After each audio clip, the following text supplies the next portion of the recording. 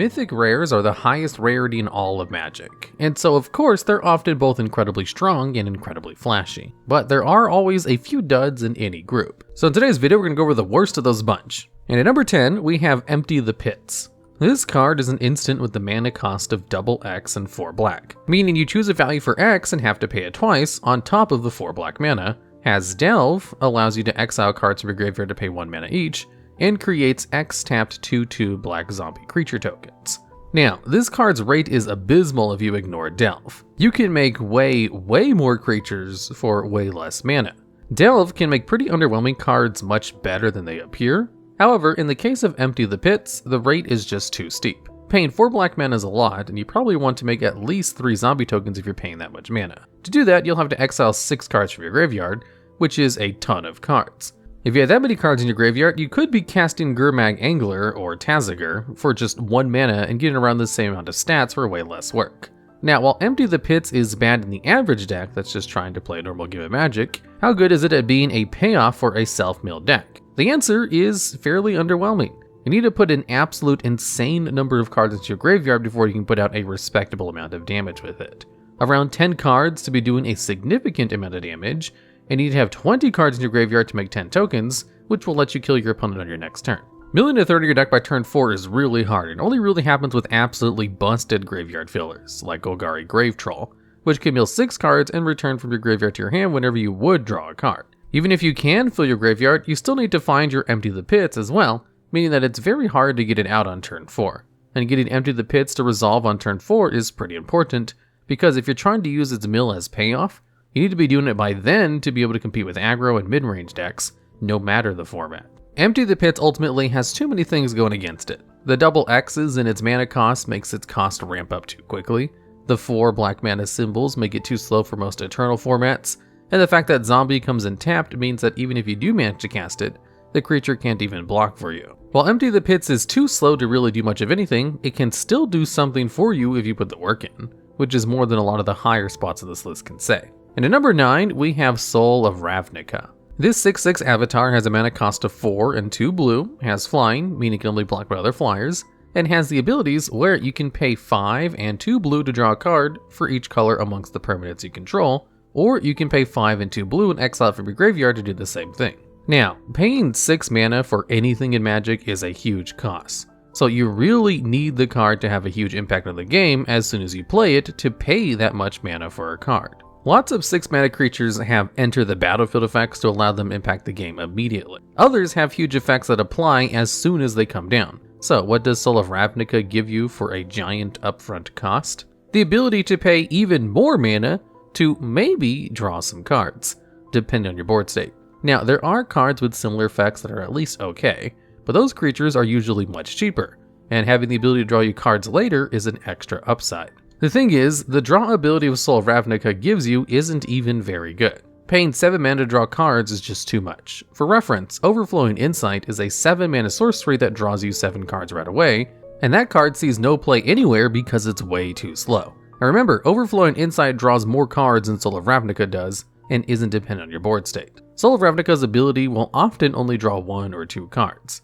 Now, you can activate Soul of Ravnica multiple times to get more card advantage, but this isn't enough to make it good. For another comparison, let's look at Arcanist the Omnipotent. Arcanist is a 6 mana 3/4 that can tap to allow you to draw 3 cards. This ability costs no extra mana to activate and will likely draw you as many cards each activation as Soul of Ravnica will, maybe even more, and Arcanist is also a pretty lousy card. Really, the best thing that Soul of Ravnica can do is be a 6 mana 6/6 flyer, meaning it's basically no better than a draft filler like Air Elemental. And at number 8, we have Reap Intellect. Reap Intellect is a sorcery with a mana cost of X, 2, and a blue and black that allows you to look at a target's hand and choose X cards. Then you exile those cards and find all the cards of the same name in the player's hand, graveyard, and library and exile them as well. This is sort of stitching together 2 common black effects in Magic, discard and deck extraction, but is bad at being both. The going rate to rip a card out of your opponent's hand is 3 mana, and you can get it for less if you're willing to put up with some downsides. Paying 5 mana to get 1 card out of your opponent's hand is just dreadful. One of the biggest problems with this is that often your opponent may not even have any cards left in their hand at that point. Aggro decks are often left top decking as early as turn 4, meaning that Reap Intellect won't be able to hit anything. On the other end of things, control decks will usually have their counter magic up by that point, meaning that Reap Intellect likely won't resolve. And we really have to circle back to just how bad this raid is. While 3 mana is the going rate for this effect, Coercion is generally a pretty bad card. The reason for that is tempo. While you're spending your entire turn 5 getting 1 card out of your opponent's hand with Reap Intellect, they can be going +2 with Jace's Ingenuity, or putting a huge threat into play to start killing you. There's a reason that all of the best discard spells cost 1 or 2 mana.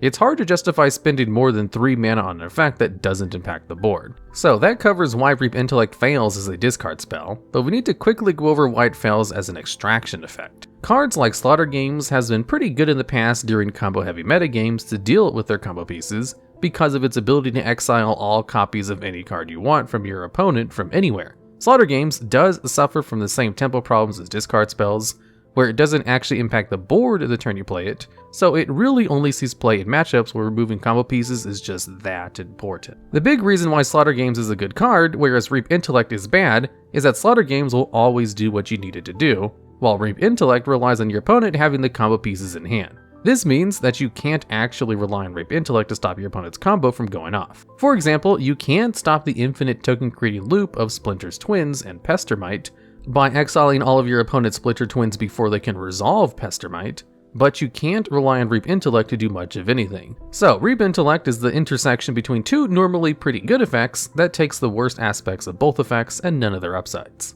And at number 7, we have Ugin's Nexus. This is a 5 mana legendary artifact with the abilities that if a player would take an extra turn, they instead skip that turn. And when it would be put into your graveyard from the battlefield, it instead goes to exile and you take an extra turn. Taking an extra turn is an effect as rare as it is powerful. There are only 2 colors that really get extra turn effects, blue and red has to lose the game to do so. As a result, Ugin's Nexus stacks effect to make players skip extra turns basically never comes up. So the only reason you'd really play Ugin's Nexus is to try and take an extra turn with its effect yourself. In order to do that, you have to pay 5 mana to play Ugin's Nexus, or find some way to cheat it out without casting it, and then use another card of your own to destroy your own Ugin's Nexus to get that extra turn. This is far too much work for far too little payoff. For reference, we should look at Time Warp. Time Warp lets you take an extra turn for 5 mana, no extra work needed, and Time Warp is a pretty good card, though it's not so amazing that it needs to be significantly nerfed to make it fair. Ugin's Nexus requires at least 1 more card to do anything, meaning you have to find that card and then pay even more mana to take the extra turn. Casting Time Warp is usually a card neutral interaction because you go down 1 card to cast it and then you get a card back during your draw step. Ugin's Nexus will make you go -1 if you use a card like Smelt to proc Nexus's effect, as you'll lose 2 cards and only get back 1. You'll also have to use even more mana, and you need to find some pretty specific cards to get the extra turn in the first place. Artifact removal isn't all that common, and most decks won't play it in their main board, so the cards that you're using to destroy Nexus likely won't be useful against your opponent's cards. All in all, Ugin's Nexus requires you to use far too many resources to get an effect that you could have gotten elsewhere for far less. And at number 6, we have Molten-Tail Masticore. This is a 4/4 artifact creature with a mana cost of 4 mana, and the abilities where you have to sacrifice it during your upkeep unless you discard a card, you pay 4 mana and exile a creature from your graveyard to deal 4 damage to a creature, and you can pay 2 mana to regenerate the Masticore. Regenerate is an older keyword where whenever a creature pays its regenerate cost until the end of the turn, the next time it would be destroyed or die due to damage, you instead remove all damage from it, tap it, and remove it from combat. So like a temporary but limited form of indestructibility. This card is a throwback to the original Masticore, which was kind of a house back in the day. Of course, creatures have gotten a lot better over time, and both Masticore and its descendants are pretty laughable nowadays. First off, Molten-Tail's downside is pretty severe. Having a discarded turn every turn is one of the biggest downsides that a card can have, and you really need the card to be pretty impressive to make up for it. The problem is, even if Molten-Tail Masticore didn't have this downside at all, it would only be a pretty average card. First off, Molten-Tail Masticore's stats are pretty mediocre. You can get much better stat lines for that mana cost. A 4/4 with no keywords for 4 mana is absolute bottom of the barrel in terms of stats. As far as the activated abilities go, they're good, but not stellar. Regenerate is a nice upside, but it's fairly easy to get around. Any exile removal will still kill the creature, and forcing them to sacrifice the creature will still kill it as well. The removal ability is also nice, but not game-changing. 4 mana is obviously a lot compared to what you would normally pay for the effect, but the main attraction here is being able to activate the ability multiple times in order to generate card advantage. The issue is that it's going to be hard to do that while paying Molten-Tail Masticore's upkeep cost. In order to get the card advantage out of the removal ability, you'd have to activate it at least twice, but you can't do that before having to discard a card to its upkeep costs, unless of course you have a ludicrous amount of mana. On top of that, having to exile a creature from your graveyard each time you activate it means that you'll run out of gas after a few creatures. All in all, Molten-Tail Masticore is an average card with a heavy downside put onto it for essentially no reason. And at number 5, we have Chandra Ablaze. This is a planeswalker with a mana cost of 4 and 2 red, a starting loyalty of 5, and the abilities to +1 to discard a card and deal 4 damage to any target if you discard a red card, -2 to make each player discard their hand and draw 3, and -7 to recast any number of red instants and sorcery cards without paying their mana costs. Now, paying 6 mana for a planeswalker is a lot, and it needs to have some really good abilities to be worth playing. Unfortunately, Chandra Ablaze has one of the worst abilities on a planeswalker, combined with 2 mediocre abilities. Her -2 is passable, and her -7 is as strong as you'd expect from the ultimate of a planeswalker, but her +1 is possibly the single worst loyalty ability on any planeswalker in the game. Being able to deal 4 damage to whatever you want is strong, but having to throw away a card to do so is really bad. What's worse is not only do you have to discard a card to get the damage, you have to discard a red card, meaning that you can't simply discard a land to soften the blow. This leads to a lot of situations where you'll have your Chandra on the board and an empty hand, and then draw your card for turn, and then have to choose between casting the spell you just drew, or actually getting something out of Chandra's +1. When compared to other planeswalker at the same mana cost, the gap becomes glaringly obvious. Elspeth's Sun Champion, for example, has a +1 to create 3 1/1 soldiers. This is about as strong as dealing 4 damage to anything, but comes with no downsides at all. What makes this worse is that Planeswalker's plus abilities are arguably the most important abilities on the card, as being able to gain loyalty to use their other abilities more is essential. Having such a garbage +1 is far more damaging than having a bad loyalty ability somewhere else on the card. Now, dealing 4 on a +1 would probably have been too good without this cost, but having to give up a card is way too big of a downside. The other abilities on Chandra Ablaze are mediocre and don't make up for its cost. It's worth hitting home again just how much mana 6 mana is.